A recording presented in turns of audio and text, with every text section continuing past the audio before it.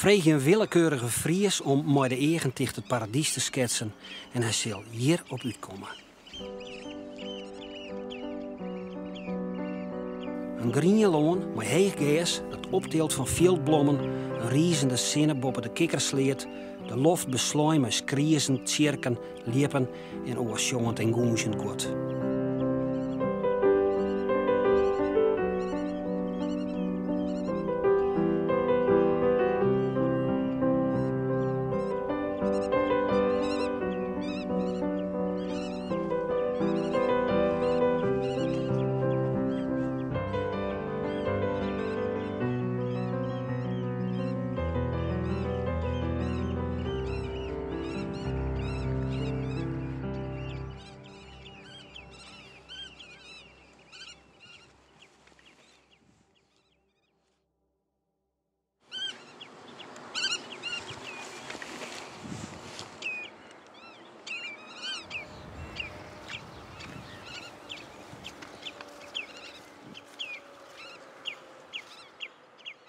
Dat paradies bestaat nog altijd, op skrok, tussen Wommels en Jesterijn. Dit hier is het er zelfs mooier als hier. En dan benamen in een vastzimmer, als het er opteelt van vogels. Juist een sloop met hele grote pieken, sokkenpieken. En dat zit er nog niet in wijn en dan heb ik zulke pieken. Ja, nou ja, die slopen niet in het begin. Ja, wanneer is het begin van waaien, dat zo.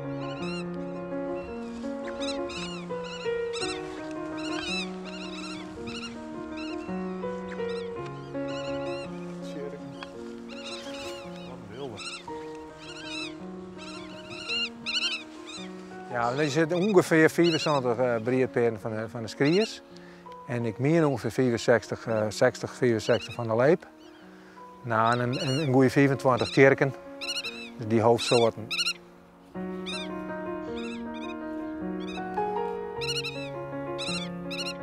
Ik ga juist de eerste skriers voortvliegen, jongen. Ja, dan in de rillingen door de reg, hè, als dat juist. Dan ben je zuiver een beetje emotioneel. Ik heb nooit weer. Dan denk ik, god, daar doe je het voor, hè? Ja. Ja, machtig een dissity dat een safvol leven is, dat is een goed teken. Ja. Daar doe je het voor, daar ben je inderdaad een heel hier mee bezig, om dat voor elkaar te krijgen. Ja. Dat is uiteindelijk het doel, ja. Maar er hartstikke mooi bij. Ja, dan kijk of hier de boetewet omheen kwam, of weet het aan mij? Dan is dat zaken. Want die buis zit onder wetter. Is dat zo? Ja. Wetter? Die verskoot. Die rent leeg, joh. Zie die buis, hij rent nou van Heeg, we hebben het graag Heger horen wonen, die rent nou weer om naar het boetewetter. En dat is even de vraag, dat is net de bedoeling. Het bloed, denk ik altijd een beetje ompielen. Je bloed een beetje, als een beetje björkje. De ene keer dan meen je het jeder, oren je wat letter. Dan wijzen ze een keer wat meer vee, dan is het wat minder. Dan gooien ze wat meer stront doorheen, dan is het wat minder. Het bloed björkje eigenlijk, zoals ze dat vroeger ik deden. Dus ja, elke keer ziek je weg van hoe kan je het beter. Maar naar mijn idee is het hier op dit moment aardig op orde. De bister, het hele jaar, ik winterdijs best al mee bezig van hoe kunnen wij ervoor zorgen dat die vogels hier komen dat ze het weer naar het zin hebben. De bister gewoon continu daar mee bezig. Ja. En dat is ik die emotie dus altijd dan net slagen, dan wist ik echt wel even, ja, dat was wel een vlokken.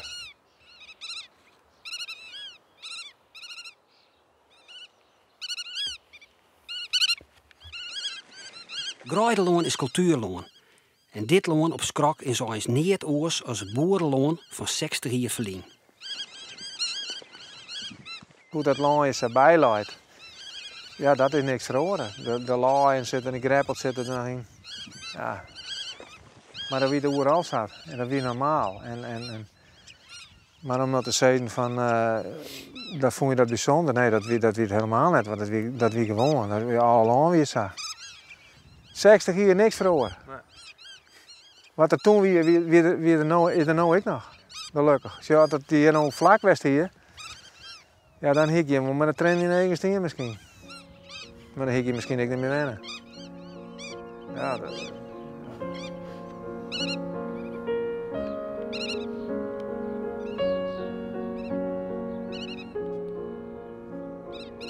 Maar als we nou zieken naar mogelijkheden om dat paradies te behouden, zo zocht de boer, jel wie de vorige eeuw, vooral nu mogelijkheden om zijn loon te verbeteren.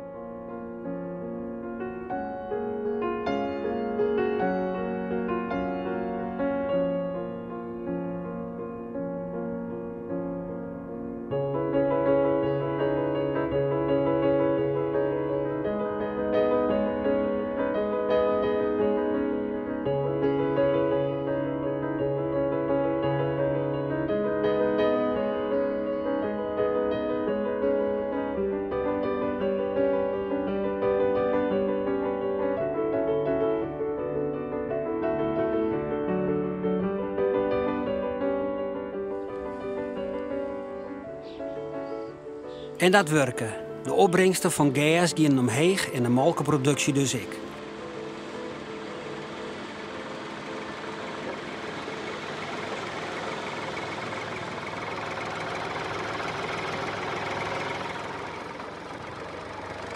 Want gas en molken die hebben houdelijk.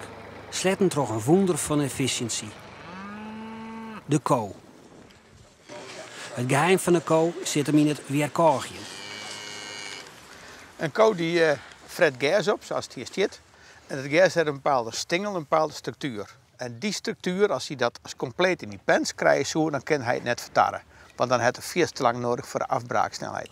Dus hij krijgt die prop in die pens, komt weer om in de bek. En die gaat tussen de kiezen zitten. En elke prop, dat doet er 50, 60, 70 slagen op. En dat maakt het tussen de kiezen kapot. Als jullie je vinger bij een kool tussen de kiezen houden, dan bloot het net vallen van de vingerroer. Zo sterk is die kool. En dan maakt het er die structuur helemaal pap eigenlijk. En dat komt dan weer in die pens. En dan doordat die gebroken is en kapot gemaakt is, kunnen al die bacteriën, er komen sappen vrij, de wanden gaan kapot. En die bacteriën kunnen die voedingsstoffen eruit halen om te groeien.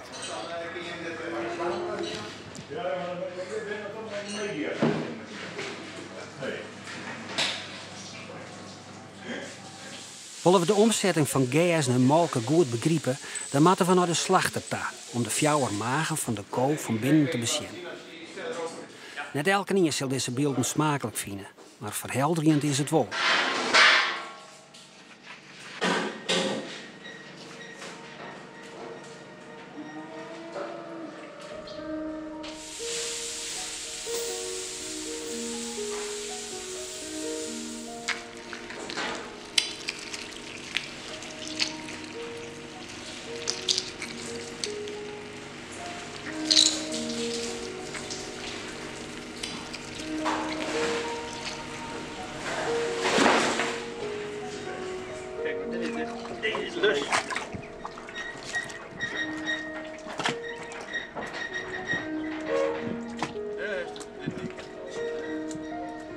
Dit is de pens. Wacht, gaat even. Heb je een mes? Oké. Dan maak ik hem snijden. Ja, als we de pongen iepen snijden, zeggen we goed wat een kool met gas docht. En die pens is een heel orgaan met vlokken. Je hebt een boven de penszak en een beneden penszak. Wat doet het in die pens? En die pens, die koe, die heeft alleen met tanden onder. En die doet niks anders dan deze brok die hier zit, weer naar boven sturen voor het herkauwen en vermalen. Steeds kleinere deeltjes van maken. Want hier zitten miljoenen bacteriën in. Misschien wel 30, 40 soorten. Zitten protozoen in. En die zorgen allemaal dat die celdeeltjes afgebroken worden. En daar zitten suikers in. Cellulose, hemicellulose. Alleen lignine, dat is het houtgedeelte. Dat kan hij niet verteren. Kijk, dan krijg je dit soort stokjes. Het gaat constant in die pens terug. En dan zijn de deeltjes op de duur zo klein. Dan spoelt hij dat met het bewegen met het vocht door. Via een tweede en derde maag wordt het gas verder vertat. Dan komt het in de lepmaag. En de lepmaag is eigenlijk zelfs onze maag. Dus daar wordt gewoon zuur geproduceerd. Al die bacteriën die je binnenkrijgt, die gaan dus hier dood. En die bacteriën, dat is gewoon DNA, wat gewoon eiwitfractie, wat gewoon kapot gemaakt wordt. En daarna weer als eiwitbron dient voor opgenomen te worden in jouw dunne darm. Maar daarna komt het gewoon hier in je dunne darm. In dit gedeelte. Nou ja, en daar vindt gewoon de vertering plaats, net zoals onze vertering zit.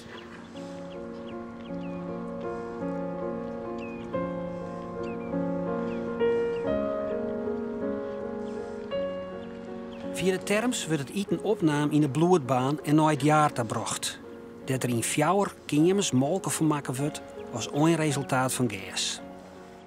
Kijk, hier zit een band tussenin. Dus heb je linker en rechterhelft. En hier zit ook een scheidingswand in. Dus een koe heeft 4 kwartieren die niet onderling met elkaar verbonden zijn. Er zit een hoeveelheid vrije melk in deze holte die hieronder zit. Daar zit een hoeveelheid vrije melk in, dat zie je hier ook. In deze holte, dat is de eerste melk. En daarna beginnen onder middel van oxytocine al die cellen die knijpen bij elkaar en die gooien die melk via allerlei kanaaltjes in diezelfde holte en zo komt het eruit. Wij hebben natuurlijk wat grondsoort betreft en de watervoorziening het ideaalste land om gras te verbouwen.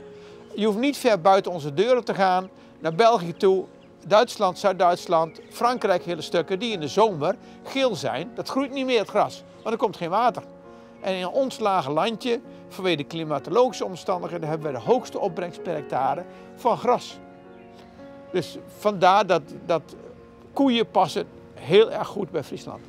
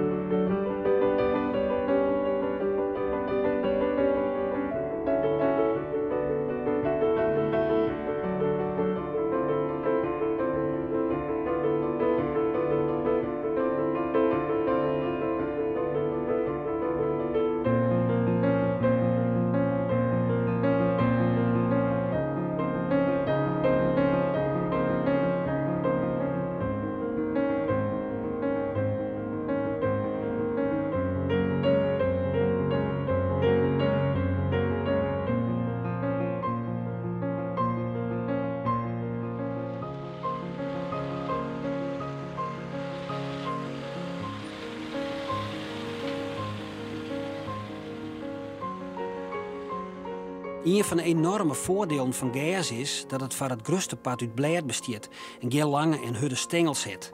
Daar kan een koe niet van maaitje, dat poept er weer uit. Bij het uitspelen van de koolstront is dat goed te zien. Nou ja, dat weet het, ja. Kijk, dit is allemaal gras. En dan zie je hoeveel deeltjes er nog in zitten. Wat is een koe eigenlijk niet verteerd? Iedereen denkt dat mest, wat zit erin? Nou ja, onder andere dit. En die restfractie is weer de perfecte organische stof. De bouwstof die de Boheimse hut nodig heeft. Als wij nooit meer organische stof opbrengen op het grasland, dan gaat het op de duur altijd gras stuiven. Dus dan blijft het niet plakken. Want dit is natuurlijk wat door die in de bodemleven zorgt voor vertering en wat ook water vasthoudt. En dat is natuurlijk essentieel voor het gras, want het heeft vocht nodig om te groeien. Dus als wij geen mest meer op het gras brengen, dan verarmen we het gras. En dat kunnen we dus niet alleen doen met stikstof, want dan zit dit niet in.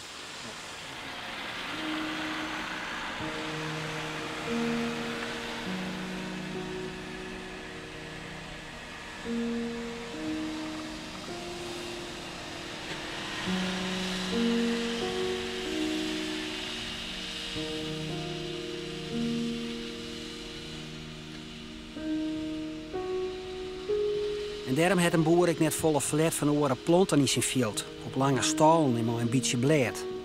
En dat stelt zijn ziektocht naar het beste gas samen noer die van de burger. Die ziet het naar kleurrijke gruiden vol bloemen en bisten. En die de boer zocht als een groene asfalteerder van industrieloon. Die hem daarmee weer miskend viel. Het is net samen wat. Hoe gassoorten. Ik ben al 24 jaar boer.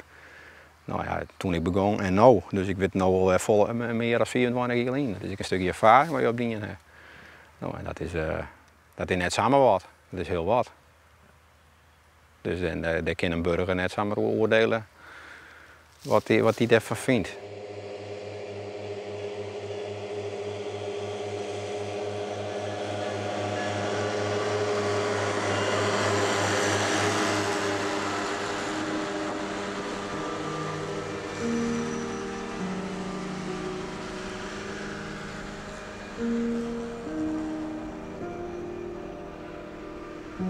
Als het al net landschapsleefde is, dan is het wel de beurs die de boer meer en meer ontrunt om weer meer diversiteit in zijn gas aan te brengen.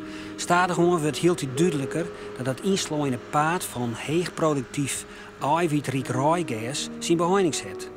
Er moet een soort krachtvoer en orensupplementen bijvoeren worden en dat kost het een protte yield. En een oerdiert on kunstdom jouwt een soort skeer aan de boeien. Om al die nadelen te lief te gaan, zie je meer en meer boeren naar een palet van verschillende gassoorten. Dit is een Nijnschitte gruyde. Ja. En André heeft hier Italiaans-Engels rij met klaver in zitten. En hij heeft bewust klaver in zitten om duidelijk te maken dat er stikstof bent vermogen van die klaver en die groen. De stikstofgehalte uit de lucht omheen brengt, want dan hoeft er minder kunstmest te broeken om dat gas in de gang te krijgen. En wij proberen als boer zijnde een cirkeltje te maken. Nou, je bemesten dat maar mest. Wat die kou uitschiet, weer op land brengen, dan heeft je een mooie visieuze cirkel. En dan ben ik, vind ik, heel mooi bezig. En, op de goede manier ben je dan bezig.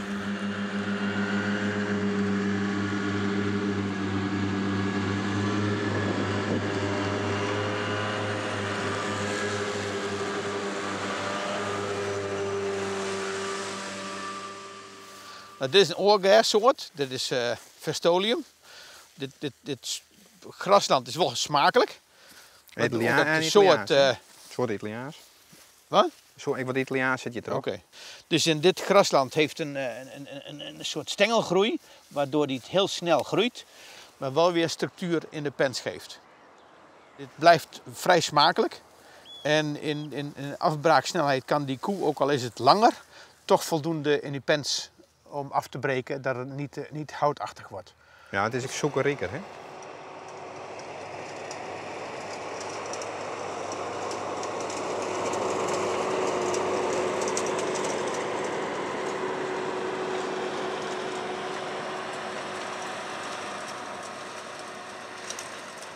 Als je vanuit de weg hierheen rijdt en je ziet dit perceel en dan zie je dus nieuw ingezaaid, dan zie je er zit niet één bloem in. Maar die boer zaait dus geen paardenbloemen in. Die boer zaait ook geen boterbloemen in. Want dat levert hem geen opbrengst en energie wat voor die koe gezond is om melk te produceren.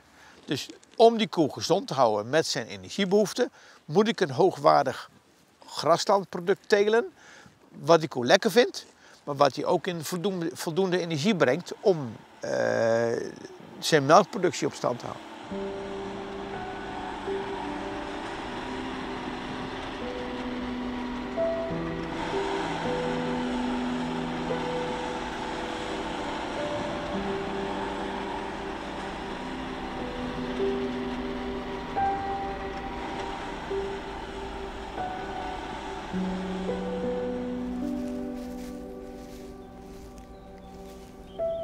Wils de boer de hele maand in december druk is het beste gas van het land te krijgen, zoekt de bioloog in het gas een schatkamer van biodiversiteit.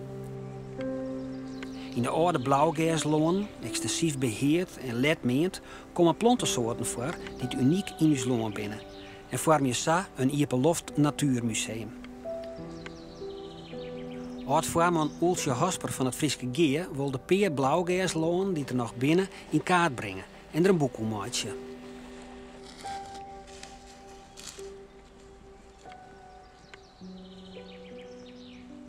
De initiators van het Frieske Geer in de 30 jaren, die namen dit dan een Ieperloftmuseum voor planten en beesten. Met name voor planten.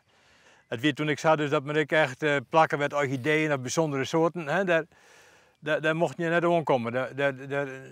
Dat weer strikt beschermd. Alleen nog later kwamen de meesten direct achter van ja, zonder beheer hou je die soorten er net. Maar al die zeggensoorten met het hier omgeert en ik een aantal van die gassoorten, die show je hier boeten net meer. Er zijn echt specifieke planten, Spaanse ruiter, blonde zeggen, twaalfhuizige zeggen, vlierzeggen, dat zijn soorten, dus die komen alleen nog maar in blauwgazen voor. Het is hier altijd nog wel terug in een handeling en dat is dus de handeling dat jaarlijks een keer meent en afgevierd wordt.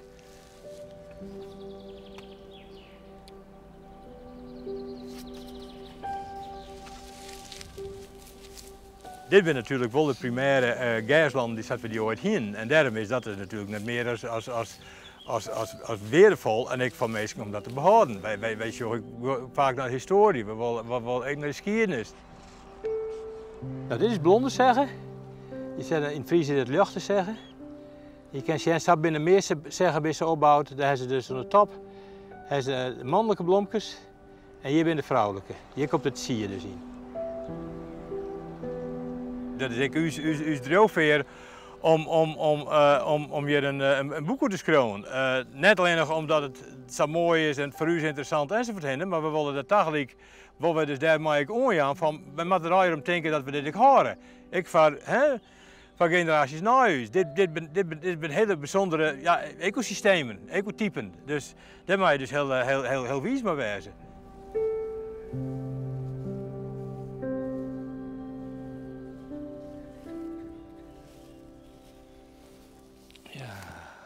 Nou, hier is de vlierzegge. En dat is wel de meest bijzondere van de blauwgijzen. Het is de lichtzegge, de blonde zegge en de flowzegge, de vlierzegge. Dat zijn beide soorten. Dan heb je dus echt te krijgen maar ja, ze neemt echt blauwgijslaan. Ja, dit is een specialist. Hè? Die jouwt om hoe dit gebied in kan zetten. Dat groenwetterstroom, bazenrijk wetter, geen fosfaat, stikstof en kali. Nou, dat krijg je daar helemaal nooit meer uit. Dit is nou, om dit uit te houden, is dit nog een keer plaggen. Dat moet het al. Eén keer in de 15 zie je hier. Maar ja, dit is een grote zeldzaamheid. Als wij de zand niet voelen, dan namen we er even niet op. ja, natuurlijk. Ja, zeker. Ja.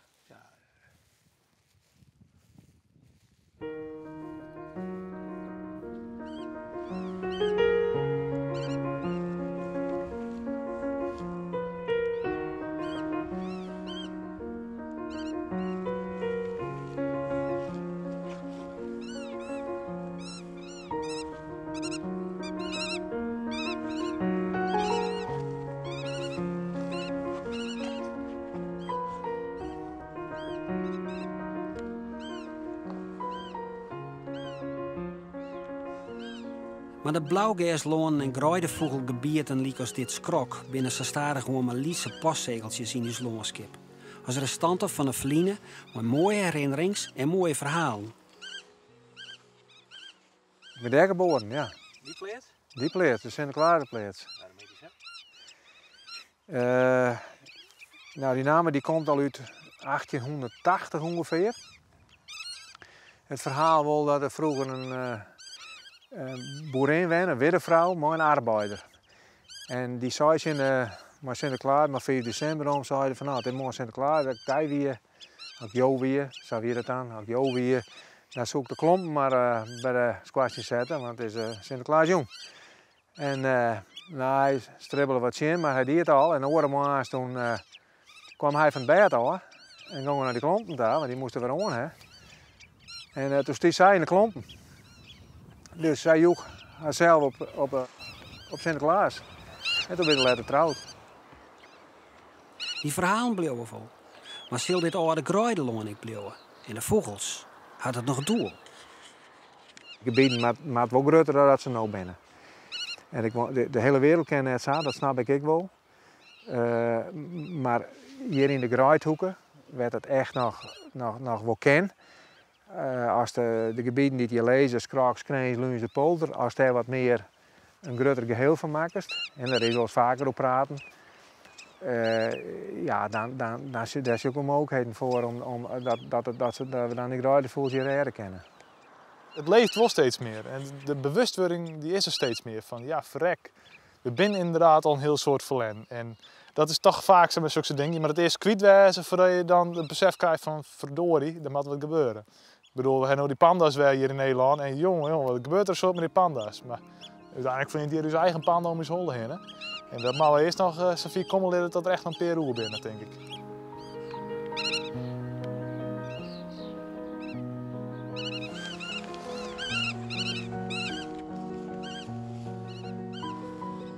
Sabbersjongens zal de toekomst van gas heel bepalend worden voor het Frieske landschap. Dit verhaal is nog net dien. Vroeger koest je alleen nog BG11 krijgen, of BG3, dat wie maar per gassoort te krijgen. Dus men wist ik net beter. Dat wie niet meer. En de laatste 20 jaar, 30 jaar, zit we. Toen in die graszaadfabriek, en die ben echt in tetras, in diploïden, en structuurgas, en dat is vol meer. En dat heeft hij vermeerderd om steeds beter producten te krijgen. En daardoor hebben wij die melkproductie inderdaad wel omheen gegaan, want het gas is kwalitatief wel beter worden.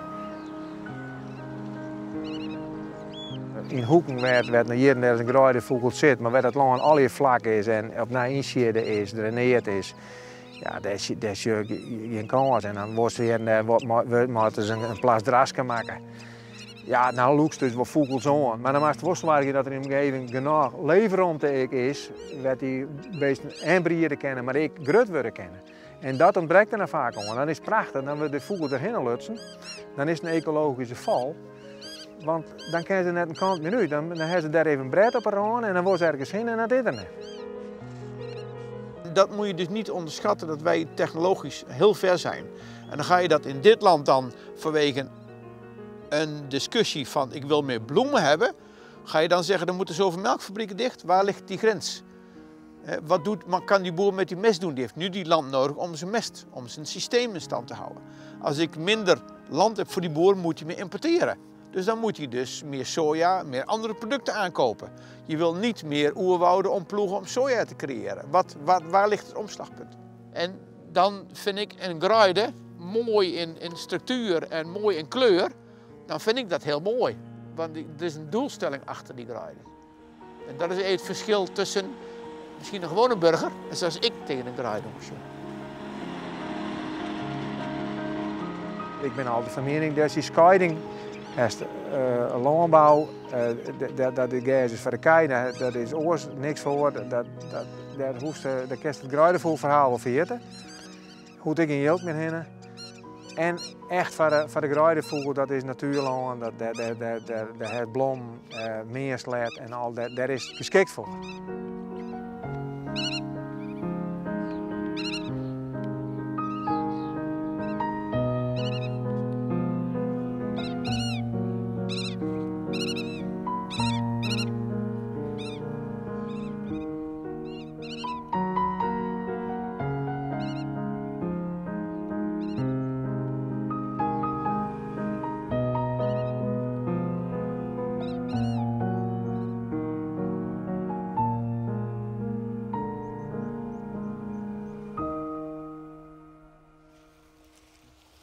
Wie moet het leven er meer in verbinden.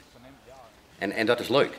Als mensen dat ontdekken gaan, dan gaan ze ontdekken, hé, dit is leuk, dit is mooi. En dan is mijn goed gevoel aan het bordje, dat is prachtig.